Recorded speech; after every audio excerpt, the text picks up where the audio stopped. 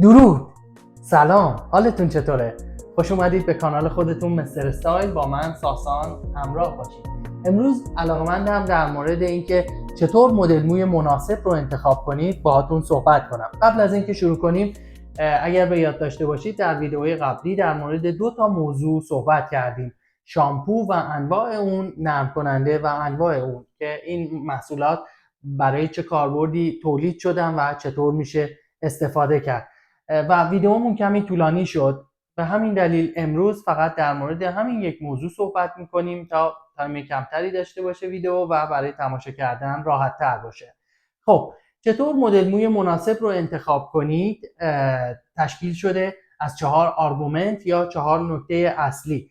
نکته اول فرم صورت، که اگر بدونید ما آدم ها فرم صورت هامون متفاوت هست و فرم هایی که به طور معمول وجود دارن: صورت گرد، مربع، مستطیل، مثلث با نوک رو به بالا، مثلث با نوک رو به پایین، صورت قلبی، دایره، صورت بیضی و صورت کشیده. حالا فرمت های دیگه هم هستن که در این کاتگوری ها قرار میگیرن یا کمی متفاوت تر.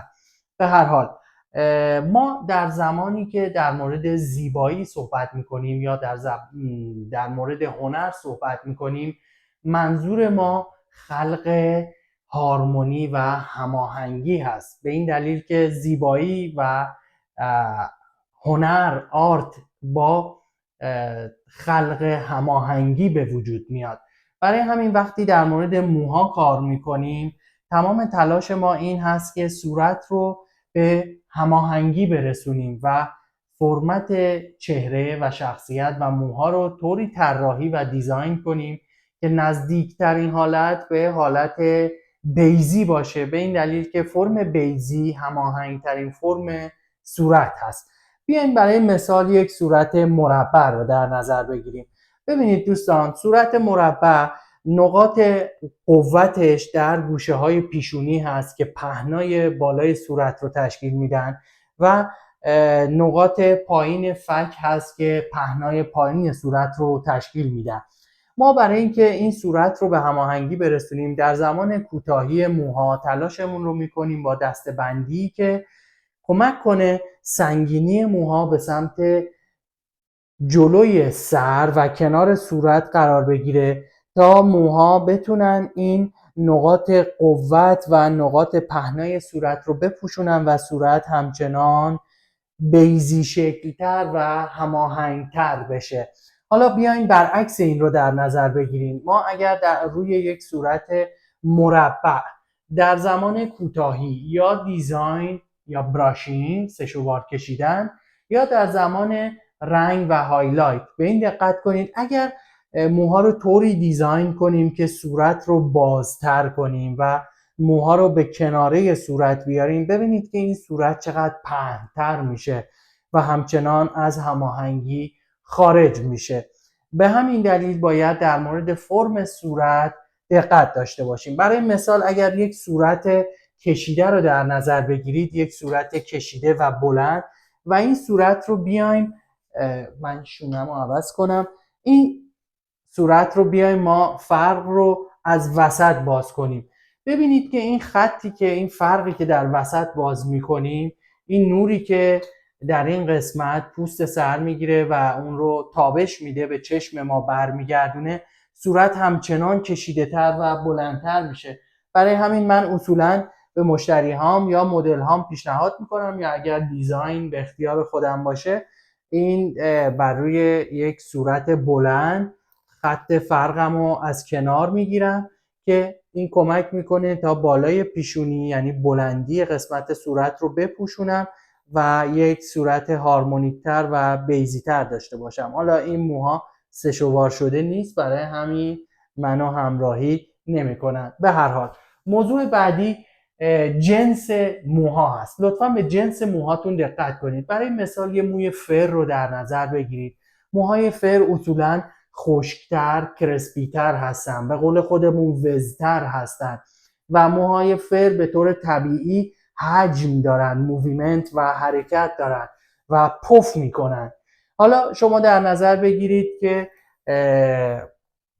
یک مدل موی باب یا یک مدل موی مصری رو علاقمند هستید، دوست دارید، انتخابتون هست، بیان یک مدل موی باب کوتاه رو روی یک موی فر اجرا کنید. گفتیم که موهای فر حجم و ولوم دارن. حالا این ولوم رو شما ببینید که در کنار صورت اتفاق میفته و در نظر بگیرید که یک صورت گرد یا یک صورت مربعی داشته باشید. این حجمی که در کناره موهای شما اتفاق میفته و در کنار صورتتون قرار میگیره، ببینید چقدر بیشتر به پهنای صورت کمک میکنه و باعث میشه که صورت از هماهنگی و هارمونی خارج بشه. و در این مورد ما میایم موها رو کمی شروع میکنیم لایه‌ای کوتاه کردن از بالاتر یا لیر کردن موها از بالاتر، نوک موها رو تا پایین. قد مو همچنان روی همون مصری یا باب کوتاه میمونه، اما این هارمونی و حرکتی که در موها اتفاق میفته از بالا تا پایین به صورت یکسان هست و باعث میشه که صورت هماهنگ باشه. حالا در نظر بگیرید که یک جنس موی نازک دارید، یک موی سبک، نازک و کمپشت دارید. اگر بیایید این مدل مو رو من ببینم اگر اینجا داشته باشم، شما فکر کنید موهای نازکتون رو بیاین به صورت لیر یا طبقاتی همونجوری که گفتیم از بالا کوتاه کنید. موهای نازک به این دلیل که سبک هستند در حالت طبیعی، اگر وزن موها رو ازش بگیریم این موها فرم پذیریشون رو از دست میدن و شما در زمانی که موهاتون رو براشینگ کنید موها فرمشون رو نگه نمیدارن و نوک موها به دلیل سبک بودن شروع میکنن به پرواز کردن و از حالتشون خارج میشن. به همین دلیل شناختن جنس موها و در نظر گرفتن جنس موها در زمان انتخاب کوتاهی خیلی مهم هست. موضوع بعدیمون سلیقه شخصیه.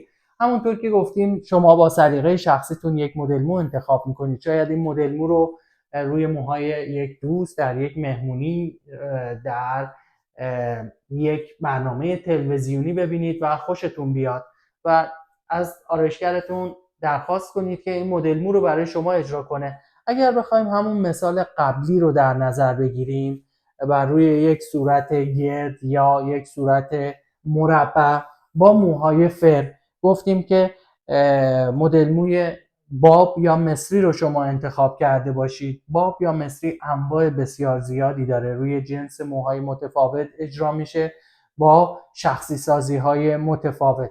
حالا شما از آرایشگرتون درخواست میکنید که این مدل موی باب رو برای شما اجرا کنه یا مدل موی مصری کوتاه رو برای شما اجرا کنه. به همین دلیل حجم و موویمنت و حرکتی که در موهای فر وجود داره گفتیم که این کمک میکنه صورت شما همچنان پهن‌تر بشه و آرایشگر شما با شخصی سازی مدل موتون یا پرسونالیزاسیونه که در ایتالیایی بهش میگیم، میتونه موهای شما رو همچنان در یک باب کلاسیک، یک باب کوتاه نگه داره و با لیر کردن که گفتیم از بالا میتونه موهای شما لیر بشه و این حرکت و حجم و موویمنت از بالا تا پایین به طور یکسان تقسیم میشه در کنار صورت و باعث میشه که شما صورت هماهنگی داشته باشید. پس به پیشنهادهای آرایشگرتون دقت کنید و اگر آرایشگر ماهری داشته باشید که میتونه به شما پیشنهادات خوبی بده تا مدل مویی رو که انتخاب میکنید با سلیقه شخصیتون دیزاین بشه نسبت به فرم صورت و جنس موهای شما. موضوع بعدیمون شخصیت هست. آخرین نکته و مهمترین نکته. ببینید دوستان، ما در زمانی که وقتی در مورد طراحی و دیزاین صحبت میکنیم یا استایلینگ، که حالا ما موضوع استایلینگ رو در نظر میگیریم، پوشش، میکاپ، دیزاین موها که میشه کوتاهی، رنگ و مش و دیزاین همون براشینگ و اکسسوریایی که حمل میکنیم با خودمون در طی روزمره.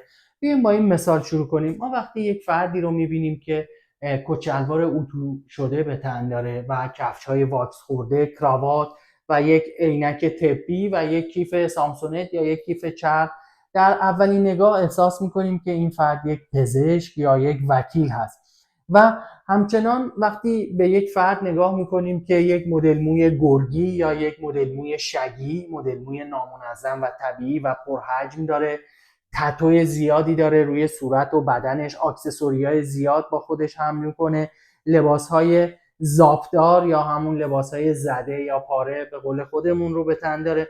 وقتی نگاه میکنیم این فرد رو احساس میکنیم یک موزیشنه، یک راکستاره یا یک آرتیسته. به همین دلیل ما استایلمون کاملا و مستقیما بازگو کننده شخصیت ماست. حالا بیاین این رو با یک مثال در مورد موها ببینیم چطور کار میکنه. برای مثال شما یک شخصیت گوشه‌گیر، ساکت و درونگرا دارید و علاقه‌مند نیستید که خیلی نگاه‌ها به سمت شما باشه یا خیلی ارتباط بدید با آدم‌ها. حالا شما با این شخصیتتون یک مدل موی انتخاب میکنید که برای مثال یک مدل موی پرحجم، نامنظم، مدرن مثل مدل موی شگی یا گرگی باشه که پرحجم و پر از موویمنت و بعد هست و حالا روی این کوتاهی موهاتون بیاین یه هایلایت قرمز یا نارنجی یا مسی، رنگای شاین و اینتنس انتخاب کنید. این باعث میشه شما وقتی وارد یک مهمونی، یک جمع بشید، تمام نگاه ها به سمت شما برگرده و ممکنه برای شما خوشایند نباشه، به این دلیل که شما علاقه ندارید که خیلی ارتباط بدید و مورد توجه نگاه ها باشید و افرادی که شما رو میشناسن شاید نگاه کنن بگن این استایل مو خیلی مناسب این شخصیت نیست. حالا برعکس این، من اگر یک مدل یا یک مشتری داشته باشم که ببینم یک خانم هست که پر جنب و جوش، شیطون، شوخ‌طبع، اهل گفتگو و حرکت و موویمنت هست، بهش پیشنهاد میکنم همچین مدل موی رو کوتاهی رو داشته باشه، مثل همین مدل موی شگی یا ولف کات یا مدل موی نامنظم و طبیعی که اکثرا یک استایل مدرن و راک رو داره بهش پیشنهاد میکنم و دقیقاً با هایلایت های مثل قرمز، مسی و نارنجی که باعث میشه این فرد وقتی وارد جمع میشه مورد توجه باشه و نگاه ها به سمتش برگرده. به این دلیل که این شخصیت علاقمنده که ارتباط بده، صحبت کنه، گفتگو کنه، شوخی کنه، حرکت کنه و مورد توجه باشه. حالا در نظر بگیریم ما بیایم روی این شخص پر جنب و جوش یک کوتاهی کلاسیکتر، رسمیتر و شیکتر داشته باشیم. شیک منظورمون زشت و زیبا نیست، شیک یک استیل هست.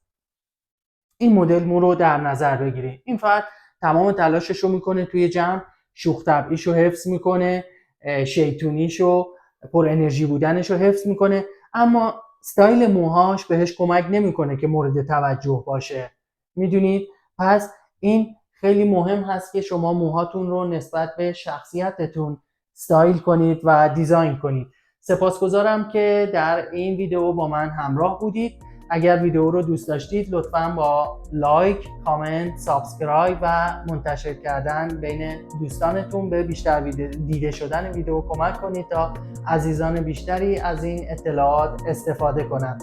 اگر هم علاقمند هستین با مدل های موی محبوب سال 2024 آشنا بشید، میتونید ویدیوها رو در کانال تماشا بفرمایید. تا ویدیوهای بعدی زیبا باشید. زن، زندگی، آزادی.